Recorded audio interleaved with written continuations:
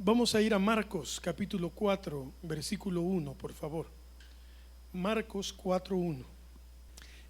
Jesús, hermanos, creen algunos que esta fue su primera parábola, la primera parábola. No es seguro, ¿verdad? Acuérdense que en los 3 evangelios primeros están las parábolas de Jesús, pero es hermoso poder leer esta parábola, porque según lo que vayamos leyendo, algunos creen que de esto se basa todo lo demás, todas las demás parábolas.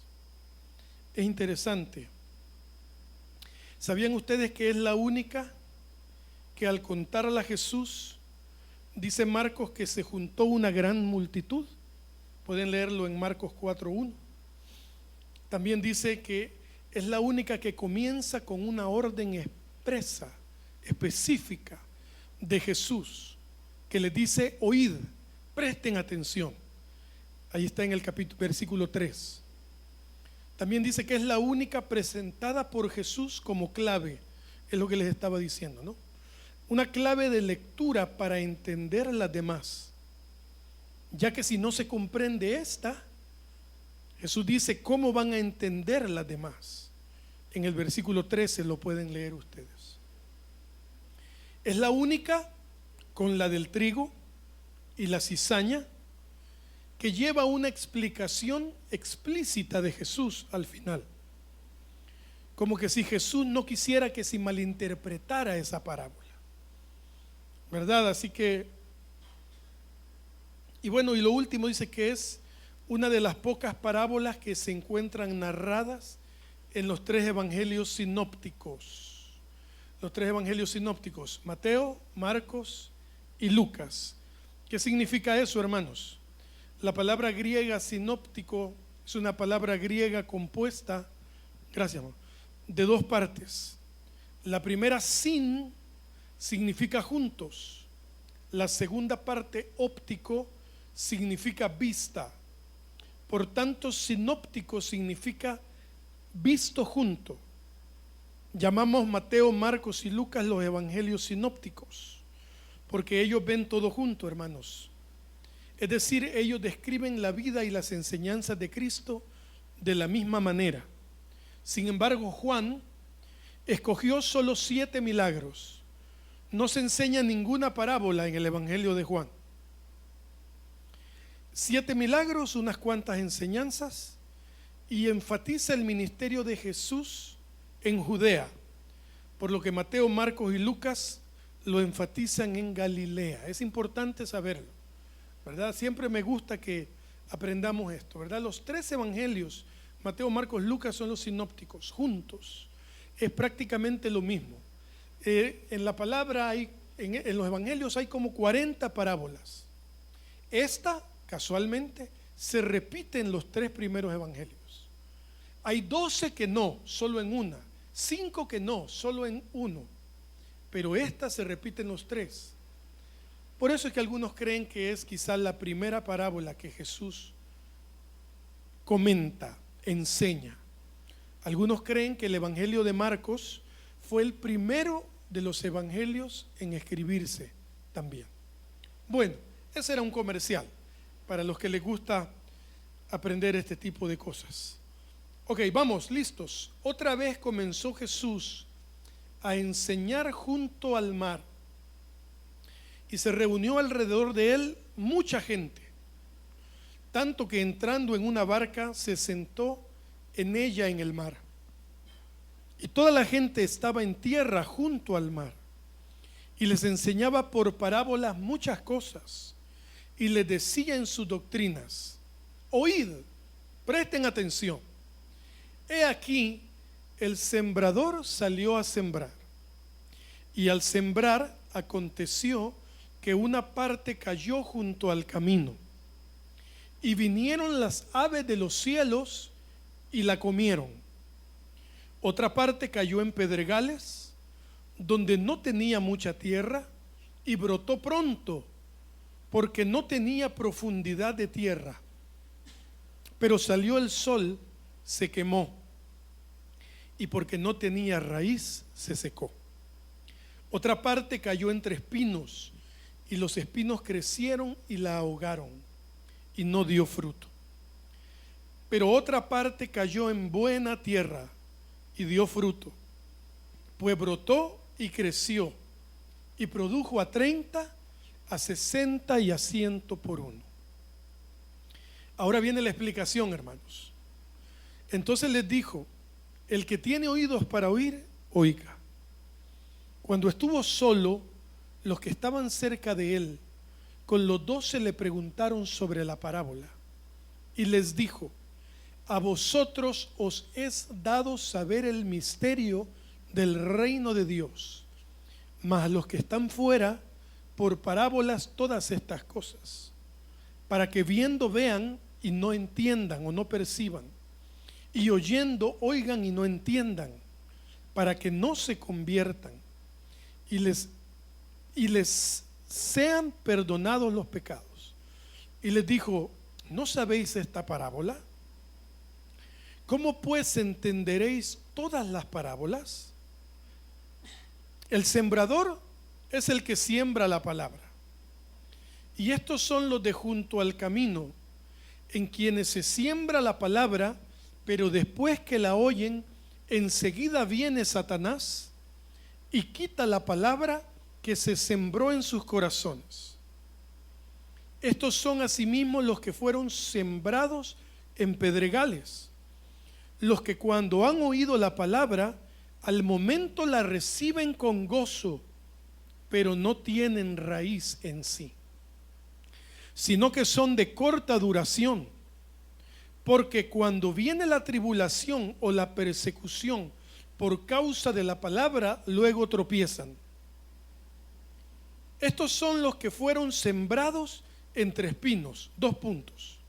Los que oyen la palabra, pero los afanes de este mundo o del siglo y el engaño de las riquezas y las codicias de otras cosas entran y ahogan la palabra y se hace infructuosa. Y estos son los que fueron sembrados en buena tierra. 2 puntos. Los que oyen la palabra y la reciben y dan fruto a 30, a 60 y a 100 por uno. Amén. Titulé esta palabra, hermanos: buena semilla, buena tierra. Buena semilla y buena tierra.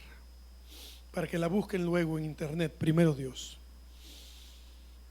Hermanos queridos, hay puntos que debemos resaltar. No escribí tanto, pero que el Señor vaya ayudándome a poder desarrollar esta palabra. Fíjense bien ustedes, según la palabra, número 1, según la parábola, el sembrador en ningún momento sembró unas semillas buenas y otras malas. Todas eran buenas semillas, ¿cierto? Todas eran buenas semillas. Hermanos, la palabra del Señor siempre es buena para nuestra vida. Y Jesús, hermanos, se toma el tiempo para explicárselas a sus discípulos y además gente que estaba allí. Primero le dice en el versículo 3: he aquí, el sembrador salió a sembrar. Según el versículo 14, hermanos, ¿quién es el sembrador? ¿Quién es el sembrador? Según el versículo 14. ¿Tienen ahí? O sea, ¿quién, doctor? O sea, yo. Usted es el sembrador. Porque esto no es un trabajo de los pastores, ¿verdad? Esto no es exclusivo de los pastores. No. Esto es exclusivo del que decide llevar la palabra. El sembrador salió a sembrar. El sembrador es el que siembra la palabra. El sembrador por excelencia, hermanos, es Cristo. Esa es su función. Cristo es el sembrador por excelencia y luego los que deciden sembrar la palabra. Siguiente, versículo 4. Y al sembrar aconteció que una parte cayó junto al camino y vinieron las aves del cielo y la comieron.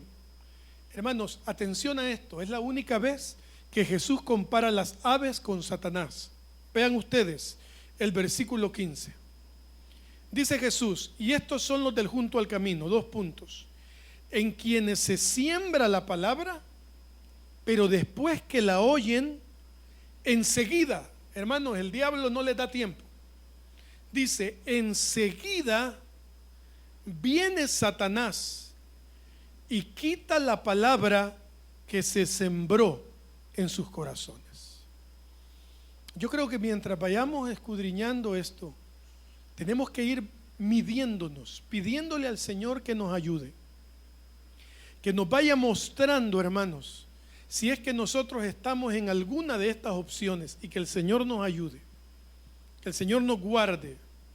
Dice que los que cayó la semilla junto al camino son los que la oyen, pero el diablo viene, la quita de sus corazones. Tremendo. 5. Pedregales.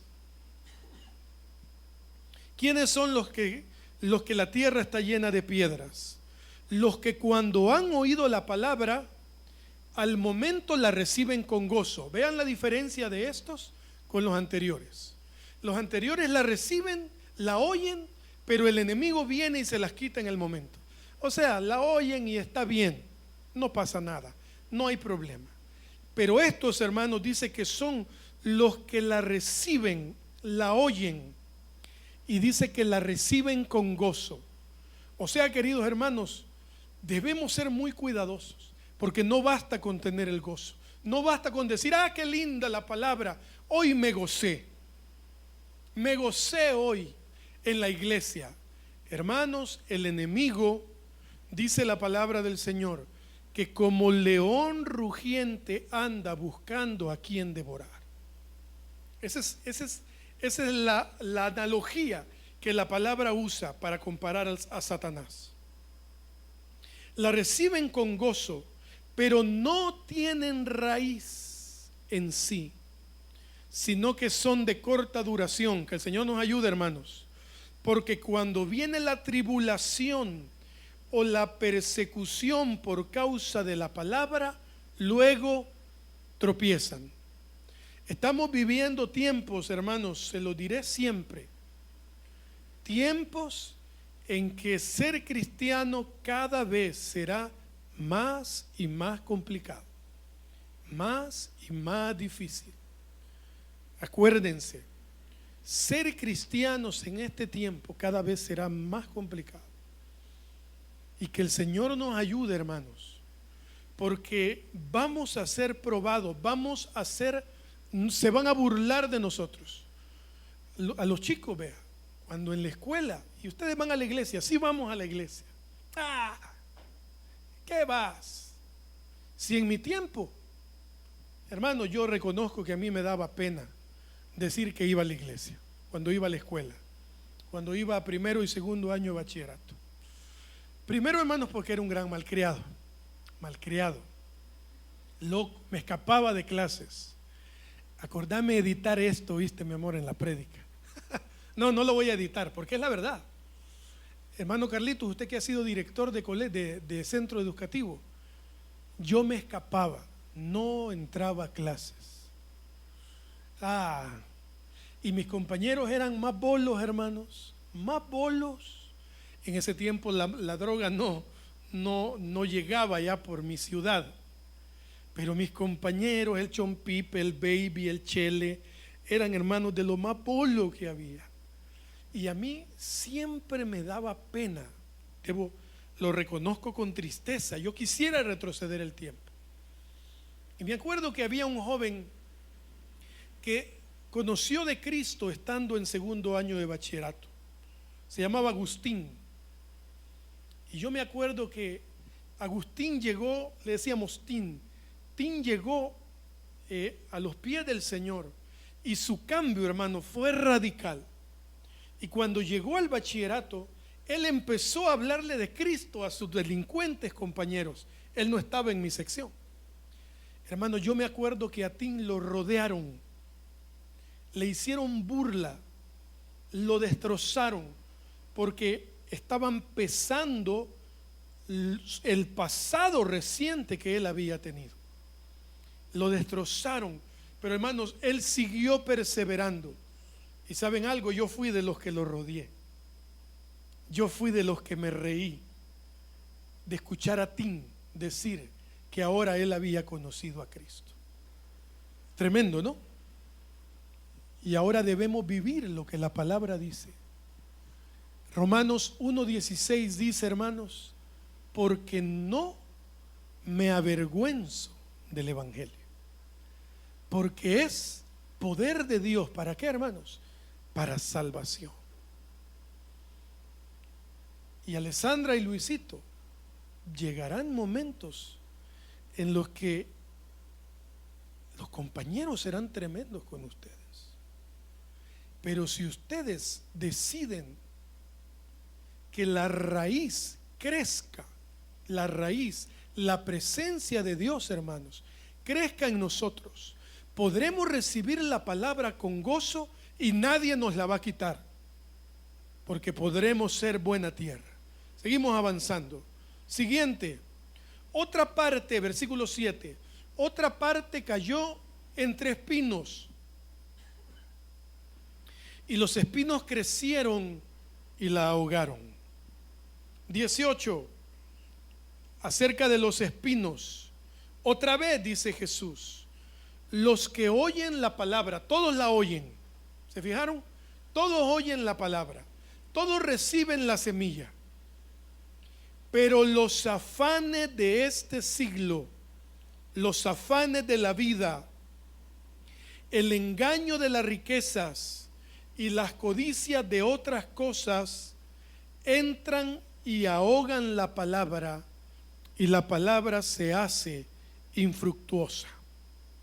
Hermanos, cuidado con las distracciones, cuidado. Lastimosamente muchos enseñan que tener dinero es pecado. No, hermanos, el Señor nos guarde. No, han comparado, han mezclado la pobreza con santidad. No, Dios guarde, ni quiera Dios. Han mezclado la miseria con santidad, y no es así. Hermanos queridos,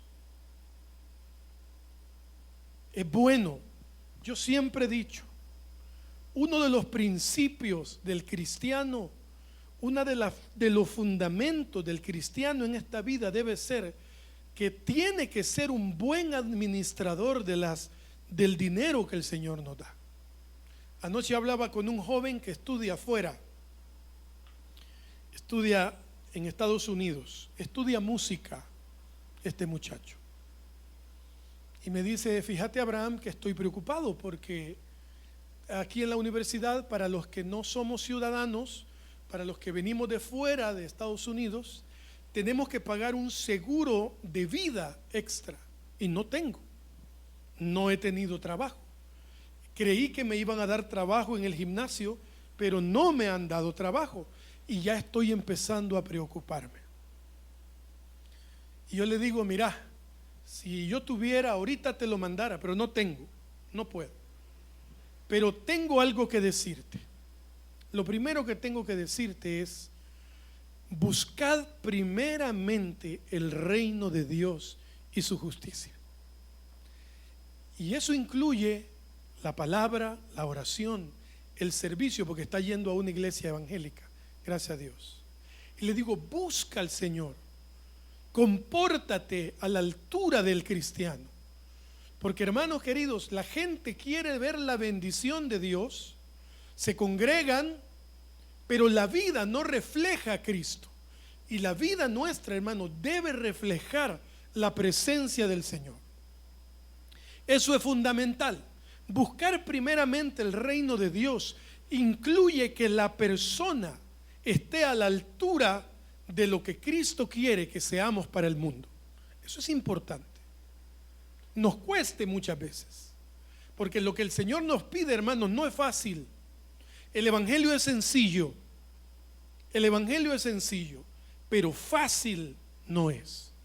Entonces yo le digo, mira, tienes que buscar el reino de Dios primeramente. Y segundo, administrar bien lo que Dios te dé.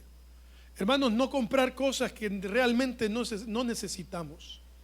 Sí, de vez en cuando comprarse algo que queremos, que nos gusta. Pero hermanos, sed buenos administradores. Es importante. Ahora bien, Jesús dice aquí, el engaño de las riquezas.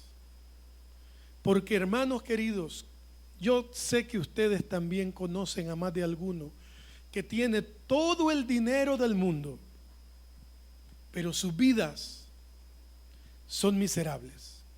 ¿Están de acuerdo conmigo? Bueno, todos conocemos a alguien que tienen, hermanos, todo, absolutamente todo. El mejor carro, todo lo que una persona pueda necesitar. ¿Por qué, hermanos queridos? ¿Por qué funcionarios públicos con los años salen sucios con temas de dinero? ¿Por qué? Jesús lo dijo aquí. ¿Por qué? Porque el engaño de las riquezas y las codicias de otras cosas entran y ahogan la palabra. Porque hay muchos pastores, hermanos, y hay que hablarlo claro, hay mucho hombre que se para en los púlpitos en este tiempo. ¿Por qué se pierden? ¿Por qué se extravían de la verdad, de la sana doctrina? ¿Por qué, hermanos? Porque anhelan demasiado las riquezas. Y la palabra es clave, dice la palabra, la raíz de todos los males es el amor al dinero. Miren, no dice el dinero, no dice el dinero. Es bueno tener una o dos cuentas de banco, es bueno tener ahorros, es bueno, hermanos. Pero la palabra dice, la raíz de todos los males es el amor al dinero. ¿Y qué más dice? ¿Lo recuerdan? Por el cual muchos, ¿qué dice? Negaron la fe, se apartaron de la fe. Y Jesús, hermanos, aquí nos enseña. Dice, el engaño de las riquezas, las codicias de otras cosas entran y ahogan la palabra y se hace infructuosa. Pero el último, versículo 8, pero parte cayó en buena tierra y dio fruto, brotó y creció y produjo a 30, 60 y a 100 por uno. Hermanos, tres características. Las leen, las pueden ver las tres características en el versículo 8. Pero otra parte cayó en buena tierra. ¿Y qué dice? La primera característica, la primera dio fruto, la segunda brotó y la tercera creció. Y agreguemos una cuarta, y produjo a 30, 60 y a 100 por uno. Es un proceso. La palabra del Señor viene a nuestra vida, crece, da fruto, brota y produce. Y la explicación de Jesús en el versículo 20 dice, los que oyen la palabra y la reciben y dan fruto a 30, 60 y a 100 por uno. Hermanos, vamos a tener 3 años como iglesia. Es indispensable que hoy, ¿cuánto es ahora? 24 de febrero de 2024, que hoy seamos mejores que hace un año, que hace 2 años, que hace 3 meses, que hace una semana. Es indispensable. Y que mañana, si el Señor nos presta la vida, si el Señor nos da la oportunidad de seguirnos congregando en este lugar, dentro de 6 meses, que dentro de 6 meses seamos mejores que hoy. Pero ¿de qué forma, hermanos? Diciéndole: Señor, hazme buena tierra, para que la semilla caiga, brote, de fruto y sobre todo que produzca. Y atención a esto, hermanos: algunos produciremos al 30, otros al 60 y otros al 100. Pero de que tenemos que producir, tenemos que producir. Algunos más, a algunos se les acercarán más. ¿Qué tenés? ¿Qué hay en ti? Mira, yo estoy en esta situación. ¿Qué hay? Habrá días tranquilos, habrá días en los que nos enojemos, bajaremos un poquito la producción. Habrá días en los que estemos tristes, bajaremos al 30 la producción. Pero otros días la subiremos al 60 y otros días al 100%, al 100 por uno. Conclusiones, hermanos queridos. La semilla siempre es buena, siempre es buena. Número uno. Número dos, atención a esto: no podemos responsabilizar a Dios de las consecuencias que a veces envuelven a los cristianos. Hermanos, la gente, muchos cristianos, cuando ocurren sucesos negativos o malos, son reacciones a las acciones y decisiones que los cristianos tomaron. Número 3, no siempre fue la voluntad de Dios. Hay cosas, hermanos, que no son la voluntad de Dios. Me fui a detener atrás de un carro. Esto no es un ejemplo, es solo un comentario. Ay, Señor, venía a más de 100, pero esa fue tu voluntad. No, hermano, no, esa no fue la voluntad de Dios. Me peleé con... Esa no fue la voluntad de Dios. No podemos, la gente, la iglesia en general, le dice: esta fue tu voluntad. Hermanos, ser productivo debe hacernos entender cuál es la buena voluntad de Dios. Dice la palabra eso, ¿no? En Romanos 12, para que entendáis, dice, la buena, agradable voluntad de Dios. Algunas cosas no son la voluntad de Dios. Señor nos ayude. Lo lindo de esto, hermanos, es que cuando nosotros nos equivocamos y hay una consecuencia, porque cada acción hay una reacción, ¿cierto? Cuando nos equivocamos, qué lindo, ¿no? Abogado tenemos delante del Padre, porque Él es fiel y justo, dice Juan 1:9, si no me equivoco, tercera o algo así de Juan. Porque Él es fiel y justo para perdonar nuestros pecados y limpiarnos de toda nuestra maldad. Aleluya. Pero es necesario que seamos honestos delante del Señor, que seamos sinceros con el Señor. Y hermanos, no hay nada más heroico en el ser humano. Los héroes saben reconocer sus errores. Si hay algo valioso en el corazón de una persona, es esa persona que dice: yo me equivoqué, perdónenme por favor. Eso es de valientes, eso es de nacido de nuevo, eso es de gente que la semilla ha caído en buena tierra. Héroes, gente que dice: perdónenme, me equivoqué, prometo tratar de no volver a fallar. Eso es de valientes, hermanos. ¿Qué clase de terreno somos nosotros? Número 4, esa es una pregunta que dejo abierta. ¿Qué clase de terreno somos nosotros? Y número 5, ¿en qué podríamos estar fallando? ¿En qué podríamos mejorar? Las personas en las diferentes congregaciones del mundo, claro, en congregaciones correctas, ¿verdad?, escuchan el mismo evangelio todos los domingos, el evangelio de la cruz, todos los domingos.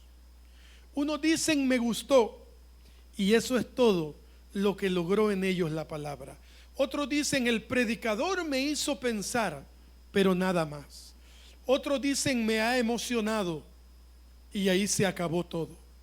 En cambio, hay otros que reconocen que Dios les habló, saben que deben tomar decisiones y se proponen a producir frutos dignos de arrepentimiento, como dice la palabra. Hermanos, estas son las personas que realmente recibieron la palabra de Dios. Debemos crecer, dar fruto y producir a 30, a 60 y a 100 por uno. Que el Señor nos ayude, hermanos.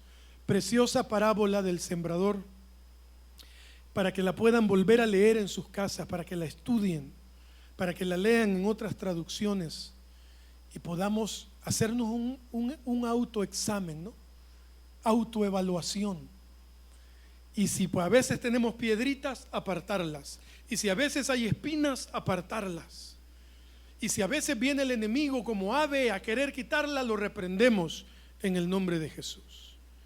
Lo importante, hermanos, es que esa semilla que recibimos todos los domingos crezca, fructifique y produzca en el nombre de Jesús. Padre, gracias te damos por tu amor, por tu misericordia, Señor.